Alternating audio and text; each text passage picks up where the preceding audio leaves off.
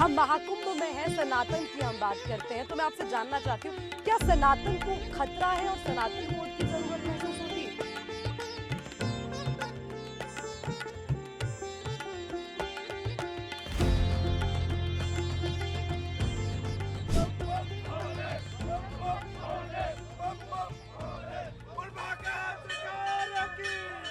यहाँ देवता भी आते हैं, राक्षस भी आते हैं, किन्नर भी आते हैं, गंधर्व भी आते हैं।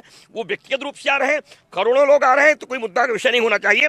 आए स्नान करे जाए, लेकिन अगर सियासत करने कोई तीर्थराज प्रयाग आए तो नहीं आना चाहिए, क्योंकि ये धर्म की नगरी है, अध्यात्म की नगरी है, सिद्धि की नगरी है, बुद्धि की नगरी है, कृपा की नगरी है, वरदान की नगरी है, सेवा की नगरी है। सियासत सदन में करना चाहिए, यहाँ केवल उपासना करें। स्वागत करेंगे राहुल गांधी? देखिए, हम किसी का स्वागत, किसी का अभिनंदन तो भगवान के अलावा किसी करते नहीं।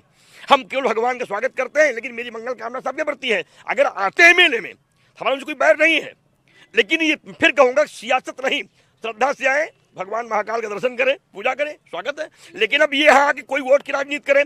कल कोई कहे गंगा मैली थी, गंगा कुचैली थी, मेले में अव्यवस्था थी, तो ये बयानबाजी करने के अगर कोई यहाँ आ रहा हो तो नहीं आना चाहिए। महाराज जी, क्योंकि देखिए ना, सनातन को लेकर सवाल उठाने वाले कोई हरिद्वार में डुबकी लगा रहे हैं, कोई महाकुंभ में पहुंच रहे हैं, क्योंकि दिल्ली में चुनाव है। जब जब चुनाव आते हैं, कभी आपने जनेऊ धारण कर लिया तो कभी डुबकी की याद आ गई, तो आपको नहीं लगता ये सियासी रास्ता? देखिए, ऐसा है कि राजनीति वालों को लगता है कि जय श्री राम एक ऐसा ताकतवर मंत्र है जिसके सहारे महाराज आज पूरा विश्व भारत को लोहा मानने लगी है। तो लोगों को लगता है कि जिंदगी राह है, मैं भटक ही गया, जाके जननी से अपनी कहूँगा यही, मैं भी आया हूँ द्वारे, भिखारी बना, भीख हमको मिले कुछ कृपा कीजिए। इस भाव से नेता भी आना चाहते हैं कि जाओ शायद गंगा नहाने से वोट मिल जाए।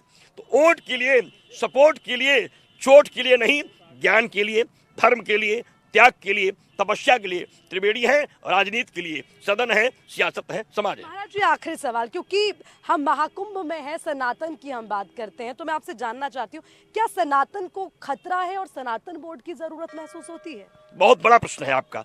आज खतरा नहीं महाराज, पूरा विश्व हो गया है मेरी संपत्ति। अरे जब प्रयागराज महाकुंभ को वक्त की संपत्ति बता दी गई, हम आपके प्रतिष्ठित चैनल पर निवेदन के साथ कहना चाहते हैं, जब इसको भी कहा जाता है कि इस्लामिक संपत्ति हो गई तो दुर्भाग्य है। अब तो मुझे सनातन वर्ल्ड की आवश्यकता महसूस नहीं महाराज, मजबूरी हो गई है।